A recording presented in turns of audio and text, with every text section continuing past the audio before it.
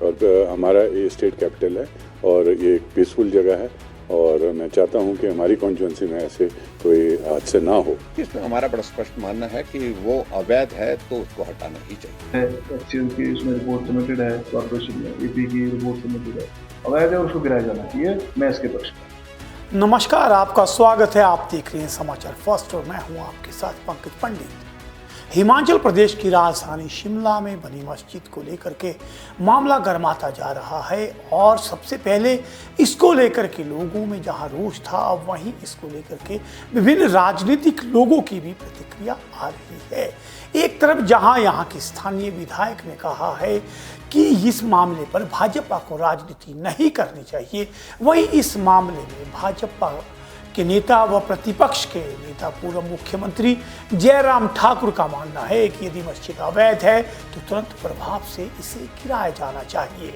दूसरी तरफ इस मामले को लेकर के मंत्री हर्षवर्धन चौहान ने भी अपनी तीखी प्रतिक्रिया दी है। उन्होंने कहा कि यदि ये मामला जो है ये अवैध निर्माण का है तो निश्चित तौर पे इस पर बड़ी कार्रवाई होनी चाहिए। उन्होंने साफ कहा कि लड़ाई झगड़े के मामले में किस तरह का जाति धर्म नहीं होता है, वो लड़ाई झगड़ा ही होता है, लेकिन यदि कोई तय नियमों की अनदेखी करके कोई काम हुआ है तो उस पर कार्रवाई होनी चाहिए।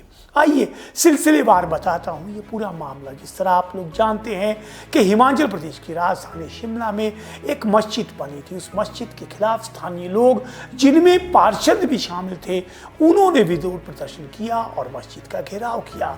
लोगों का आरोप था कि यह मस्जिद अवैध रूप से बनी है और साथ ही उन्होंने आरोप लगाया कि एक विशेष वर्ग के लोग यहाँ मारपीट कर रहे हैं और यहाँ का माहौल खराब कर रहे हैं।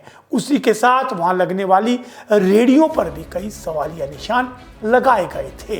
लगातार बढ़ते घेराव को देख के मौके पर म्युनिसिपल कमिश्नर सहित एसपी को भी आना पड़ा था और उन्हें कहीं ना कहीं प्रदर्शनकारियों से बात करनी पड़ी थी। जितने भी प्रदर्शनकारी थे उनका आरोप था कि इस मस्जिद को अवैध रूप से बनाया गया है, जिसको लेकर के जनता के सामने ही मौके पर नगर निगम के कमिश्नर को जो है वो स्पष्टीकरण देना था। आइए सबसे पहले जिस दिन ये प्रदर्शन हुआ था रविवार को, उस दिन क्या कह रहे थे म्युनिसिपल कमिश्नर, आइए आपको उनकी बाइट में सुना देता हूँ।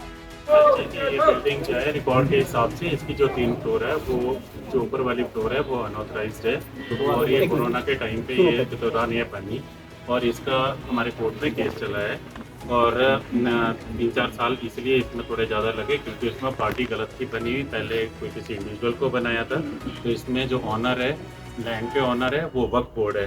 तो अभी हमने वक्फ बोर्ड को लाया है, उसमें पार्टी बनाया है और उनकी तरफ से प्रेजेंस हो भी गई है, तो फर्स्ट अप्लाई पे लगा हुआ है। तो उससे बाद जो जब से ये इलीगल कंस्ट्रक्शन हुई है तब से उसका काम रोक दिया गया, जब से केस चला है। तो उसके बाद कोई इसमें कंस्ट्रक्शन नहीं, सिर्फ 3 महीने पहले एक उसमें एक टॉयलेट बनाया गया था, जिसको मौके पे ही उसको हमने सिर्फ 24 घंटे का नोटिस देकर उसको तोड़ दिया गया था।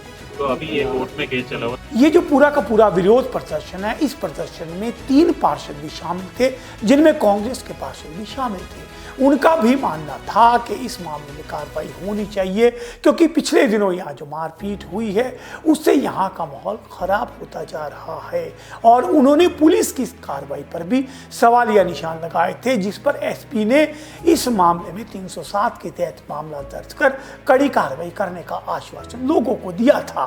उस दिन धरना खत्म हो गया और लोगों को आश्वासन के बाद उम्मीद है कि इस मामले में कार्रवाई होगी, लेकिन जिस तरह आप लोग जानते हैं कि नगर निगम के जो कमिश्नर है उन्होंने कहा कि मामला कोर्ट में है और इसके मामले की सुनवाई हो रही है। लेकिन जब इस मामले पे विभिन्न राजनीतिक दलों की प्रतिक्रिया आनी शुरू हुई तो सभी का अपना अपना तर्क था, अपने अपने बोल थे। आइए सबसे पहले आपको सुनाता हूँ स्थानीय विधायक जो शिमला के हैं उनका क्या कहना है इस पूरे के पूरे मामले में। मैं सबसे पहले तो ये कहना चाहूँगा कि ये मेरा एक अनफॉर्चुनेट इंसिडेंट हुआ है और बल्कि ये एक लड़ाई झगड़ा का इशू था। कोई आपस में 2 गुट लड़ पड़े और वो ये झगड़ा वैसे संजौली या शिमला शहर के अंदर का था भी नहीं। ये कहीं मलियाना साइड हुआ है नीचे, ना ही वो शिमला कॉन्स्टिट्यूंसी से कोई कंसर्न है और पहले यहाँ पे कभी ऐसे इस तरीके के कोई जैसे कहते लड़ाई झगड़े हुए भी नहीं थे और इस मुद्दे को बढ़ा चढ़ा के कुछ ज़्यादा ही इन्होंने इसमें अपने इसको एग्रीवेट किया गया है।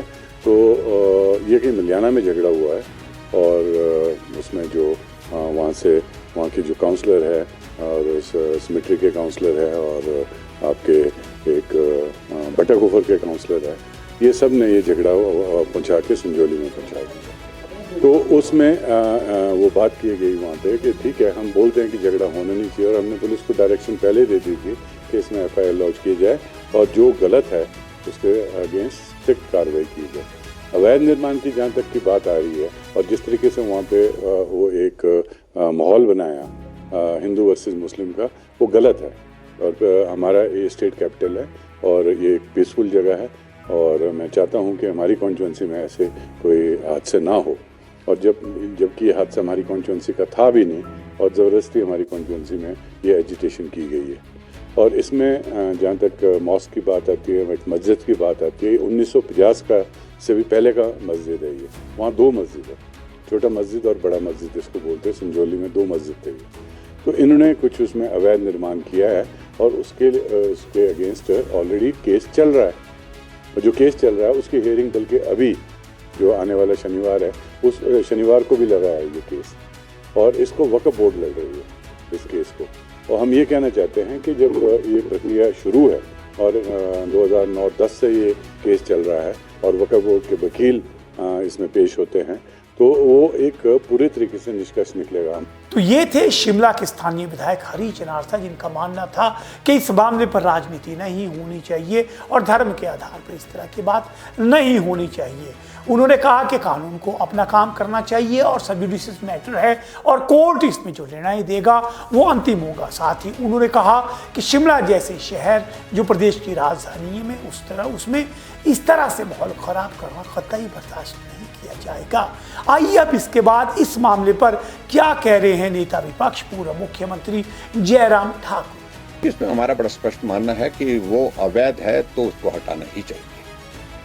और ये परिस्थिति हिमाचल प्रदेश में बिल्कुल भी जो है वो बर्दाश्त नहीं की जा सकती है कि अवैध तरीके से इस प्रकार से मस्जिद का निर्माण किया जाए और उसके बाद फिर झगड़ा भी किया जाए ऊपर से। और तो मुझे लगता है कि इस पर तुरंत तो कार्रवाई बनती है, सरकार को संज्ञान लेना चाहिए। आज बलबीर वर्मा जी ने जो विधायक है हमारे चौपाल के, उनने सारे विषय को हाउस में भी उठाया है और वो नोटिस के अंतर्गत जो है मुझे लगता है कि इसका जो है वो इस मामले को विधानसभा के अंदर फिर से उठाएंगे। तो जयराम ठाकुर का स्पष्ट कहना था कि यदि मस्जिद अवैध है तो तुरंत इस पर कार्रवाई होनी चाहिए। उनकी प्रतिक्रिया के बाद इस मामले पे हर्षवर्धन चौहान जो प्रदेश के कैबिनेट मंत्री हैं, उन्होंने भी अपनी बात रखी है। उन्होंने कहा कि इस पूरे मामले को उनके सामने आया है, उनका साफ मानना है कि किसी भी तरह की जाति धर्म की बात नहीं होनी चाहिए। मारपीट के मामले में नियम और कानून के तहत कार्रवाई होती है, लेकिन यदि कोई भी निर्माण हो, चाहे कोई भी हो, यदि वो अवैध हुआ है तो उस पर तुरंत कार्रवाई होनी चाहिए। और यदि कोई निर्माण अवैध है तो उसे कोई भी अधिकारी या कर्मचारी नहीं बचा सकता है। तो आइए आखिर में आपको सुनाता हूं हर्षवर्धन चौहान क्या कहते हैं इस मामले में। देखिए, जो संजौली का प्रकरण है, मस्जिद की बात करी गई है, it is not a question about मंदिर, मस्जिद, गुरुद्वारा या कोई अन्य संप्रदाय का या समाज का या धर्म का मामला ये नहीं है। मामला ऐसा है कि अवैध तो अवैध है, इसके लिए प्रशासन जो है, और जैसे कल भी मैंने आप लोगों के द्वारा स्टेटमेंट्स अलग अलग सुनी है कि मलियाना से लड़ाई झगड़ा शुरू हुआ, उसके बाद ही उसने टूल पकड़ा है। मैं बताना चाहूँगा जो मलियाना में लड़ाई झगड़ा हुआ, जो भी कल्प्रिट थे, इसको मैं नहीं समझता हूँ कि किसी धर्म या जाति से जोड़ना चाहिए। लड़ाई झगड़ा हुआ, जिसने मारा उसके खिलाफ FIR दर्ज हो गई थी, है ना। उसके बाद लोग इकट्ठे हुए हैं, हमारे उसमें 3 काउंसलर, आदरणीय 3 काउंसलर हैं हमारे, उन्होंने देखा कि गलत हो रहा है। हालांकि काउंसलर्स की ही बात नहीं है कि वो कुसुम्पटी विधानसभा क्षेत्र से या किसी अन्य क्षेत्र से, न केवल काउंसलर्स, आम जनता को गलत के खिलाफ आवाज़ उठानी चाहिए। उसकी रिपोर्ट बिल्कुल मंगा ली गई है। मैंने व्यक्तिगत रूप से कॉर्पोरेशन से उसकी रिपोर्ट मंगाई है, मेरे पास रिपोर्ट की पड़ी है। वो अवैध जो है वो बनाई गई है, उसका case already municipal corporation Shimla में चल रहा है, जिसकी सैटरडे को जो है उसकी हियरिंग है।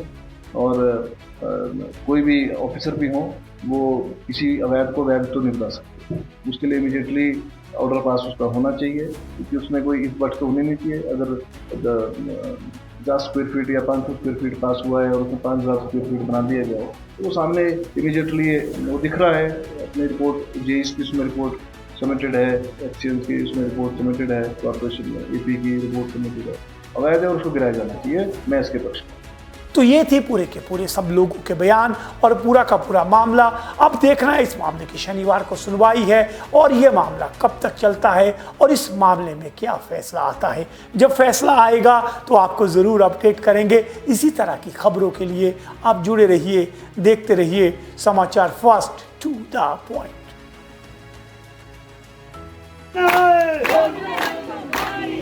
हिंदू